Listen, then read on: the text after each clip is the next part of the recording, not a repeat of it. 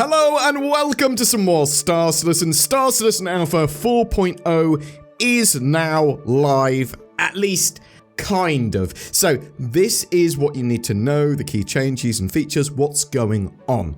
Alpha 4.0 has been released to the preview environment, which is effectively live, but being run in parallel with the current live build of 3.24.3. which is also live. If you want to play 4.0, just choose that preview build from the launcher.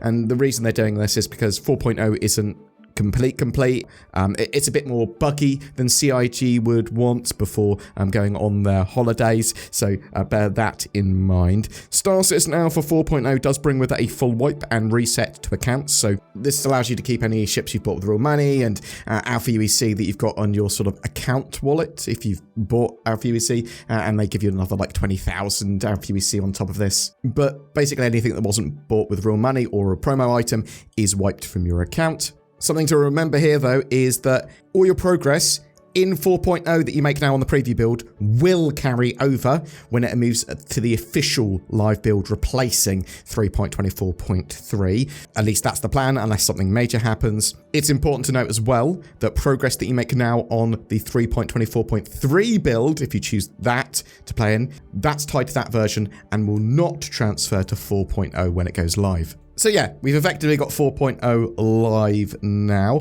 and I recommend people jump in and try that one.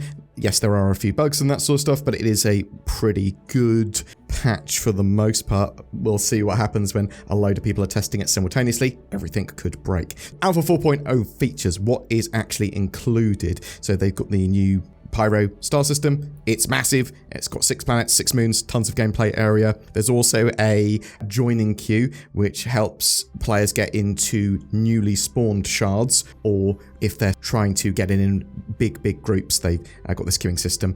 You should get in a few minutes, even in quite big groups. You've got server meshing version 1, which enables multiple servers per shard to improve load distribution and facilitate navigation between the two star systems.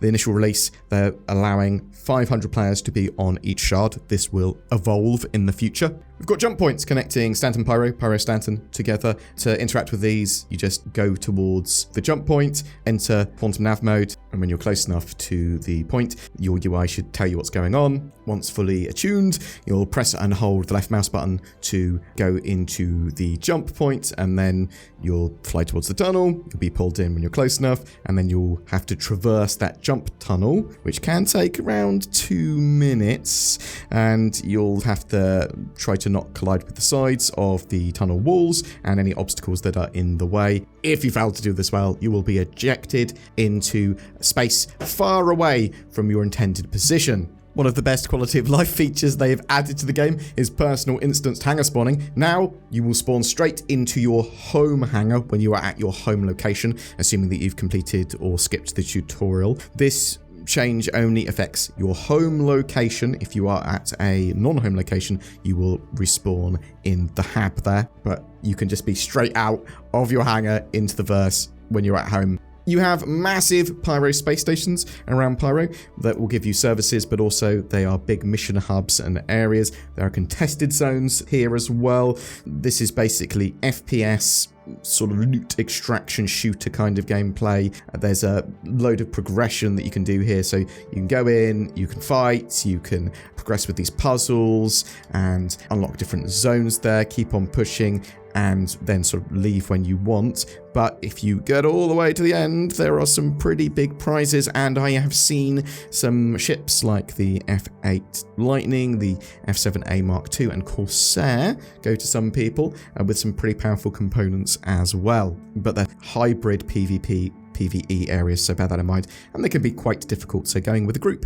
is recommended. Asteroid bases, these are scattered across space in asteroid clusters, gas clouds, and areas of Pyro. These are tied to missions, these are tied to exploration. There's some cool stuff that you can find here, and obviously it might be somewhere that you flee to if you're being chased by people. New settlements are scattered around planets and moons of Pyro. There are a range of salvage yards and homesteads and farms, loads of things there. There are potentially some missions tied to these, and also a bit of a new factional warfare going on, new factions you can get involved with. There's been an overhaul to the dynamic music system and a load of new pyro music added. You've got the quasi-grazers in-game now. Space cows, basically, with lots of biome-based variants. They're big. They have harvestables on them. Character customization, they've added a load of new DNA options, but also there's a load of face over IP tracking refinements for people that want to use that. You've got some NPC updates, expanding AI wildlines, face animations, loadouts. They can interact with each other better, and AI have been updated with all of the DNA randomness to make them more unique as well. Something else they've had is a bit of an FPS combat balance. This makes them actually more inaccurate at range, because they want for you, if you're running around moving between cover, for them to be a bit more forgiving and getting shot is the idea. So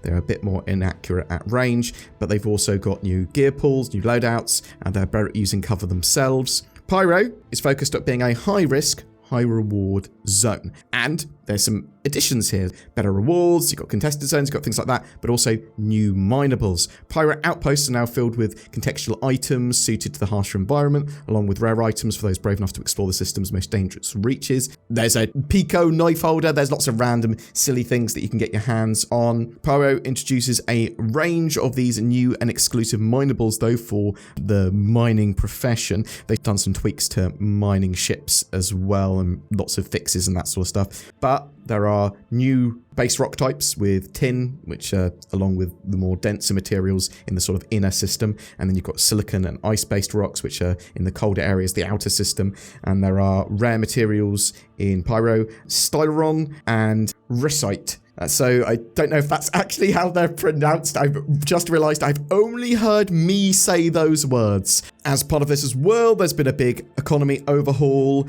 They've updated the ship cargo manifest. This is basically what you could find on NPC ships, abandoned ships, mission ships that have been spawned in, whatever. They're taking steps to address extreme cases and also make the sort of loot more interesting there as well. So finding a hull C full of Widow can happen, but will be pretty rare. And pretty much everything has changed price-wise in-game. Missiles and ammo, much more expensive.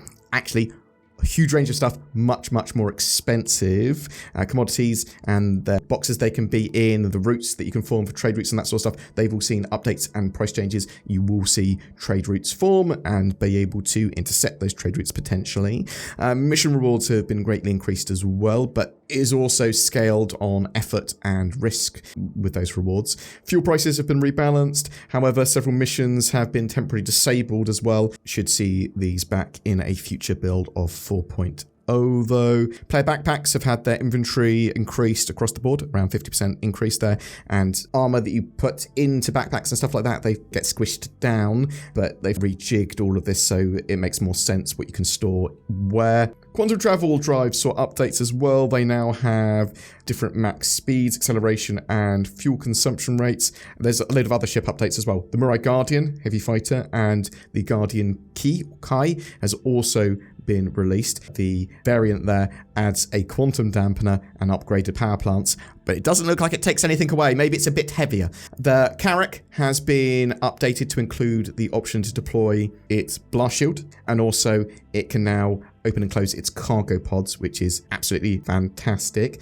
PDCs, point defense cannons, have had updates. They will attack anything that attacks them first, or if a missile or torpedo is coming their way and is locked onto them, anything that breaks the sort of fire threshold, they will shoot at. So that can be fighters, that can be party members, whatever. Even the owner of the ship, if they shoot it too much, the PDC will go, "You are an enemy." Turrets will also now use a different variant of auto gimbals. While in auto mode, the crosshair acts like in manual mode, but then when gunners put the crosshair on the target, that will initiate the auto gimbal process and help get shots there. The UI will let you know when you've got a good firing solution, and bam, you can start firing. They've greatly reduced the repair costs of ship hull repairs. they've made tweaks and bug fixes to a load of different ships. For example, the Starfarer has actually got an extra power plant now because it was having problems with its power. Now it doesn't. They've reintroduced mass value to all ship thrusters, helping with their physicalization. They've added more ships to rentals. The advanced flight HUD as well has been added. So this is a toggleable option for pro pilots or people that want to see this extra information. You can switch it on and off in the ship configuration page or through game options. This advanced HUD allows players to see more extended information than previous HUD iterations. So this gives you a new acceleration displays, orientation, VSI, altimeters, atmospheric pressure, and more. There are a ridiculous hundreds, in fact, of bug fixes and little updates to the patch. Lots of little interesting missions and that sort of stuff as well. I have not seen part 2 of Save Stanton live yet, and it's quite possible and looks like that Save Stanton on 3.24.3 will remain live until that build is phased out by 4.0, so bear that in mind. I do think, but I'm not 100% sure, so correct me in the comments if you do know, I do think that if you complete the Chapter 1 of Save Stanton in 3.24.3 now, that will still qualify you for the extra rewards. For people that don't know, completing phase 1 of this like one and done event gets you some little rewards that are tied to your account. Part 2 of it, Chapter 2 of it, is supposed to go live when 4.0 goes live, but we're in a situation where it's kind of live. So yeah, that's Alpha 4.0 in a nutshell. There are a load of other little bits and bobs going on with it and lots of interesting locations. Those space stations are absolutely massive. Contested zones are big and varied. There's a load of little missions tied into settlements and outposts and that sort of stuff, and huge amount to explore. You're not going to get much in the way of ship combat balance and all the stuff like that and flight model stuff until 4.1 onwards. There is plans for a 4.0.x build as well. That might just be tied into when they release it to the full live build, as it were. And there are things like engineering and fires and fire extinguishers and life support systems, things like that, that should make the 4.0 cycle at some point. I'm expecting them first quarter of 2025. But yeah, tell me what your experiences of 4.0 in this kind of live build are. Are you enjoying it? Is it terrible? Is it broken? Are you like, oh, this is actually a really good compromise? Or are you like, well, this is just open PTU with progress carrying over? Actually, that just sounds like a live build. But whatever your thoughts or comments, chuck them down below and click on the links to help support the channel. If you want things like Toby Eye Tracker, which is on a discount at the moment and great for Alpha 4.0, natively supported in Star Citizen. Ooh, got NordVPN. If you want to stop getting boxes of spiders on Christmas Day, then maybe get some NordVPN. It might help. It might not. Who knows? Click the links. The Toby Eye Tracker 5 is on sale until the 3rd of January 2025. You can get 20% off now. It gives you natively supported high-precision head and eye tracking in Star Citizen, and it is absolutely awesome for deeper immersion, for combat, for a whole range of stuff as long as you use it. Go to toby.gg/BoredGamer or use the links below to get that discount and help the channel. Ho, ho, ho. Hey there, Timmy. No, that's Northern Claus. No, ho, Timmy, I am normal Santa with presents for you. You're really a normal Santa? Yes, why would I lie about that? I'll have the one on the left. There you go, Timmy. Open your lovely box of spiders. Ah, I hate spiders. So do I, Timmy. That's why I would have picked the other box, which was full of NordVPN. Ho, ho, ho. Use the links below to get nordvpn.com/BoredGamer and help protect yourself online, but also give you better accessibility. It should be part of your Christmassy toolbox. Merry Nordmas, one and all. Every month we give away a Star Citizen ship, and December is no different. We're giving away a Starlancer Max, the new super freelancer by MISC. This allows you to do a little bit of everything in the verse. It's a great multi-role ship, multi-mission ship, and multi-crew. It's flyable in-game right now as well. All you need to do to be in for a chance of winning that is comment on any of my videos made during December. That engagement helps the channel. Something else that helps the channel is liking, subscribing, commenting, sharing these videos. Thank you very much to the people that have gone the extra mile by clicking the join button or becoming Patreons. That really helps the channel so much. There'll occasionally be some exclusive content going up there. It'll be like Zin and I playing an escape room. So thank you so much, and feel free to join those lovely people by clicking on the join button or the Patreon link under the videos. Thank you so much for watching, and I hope you have a great ho ho ho Nordmas!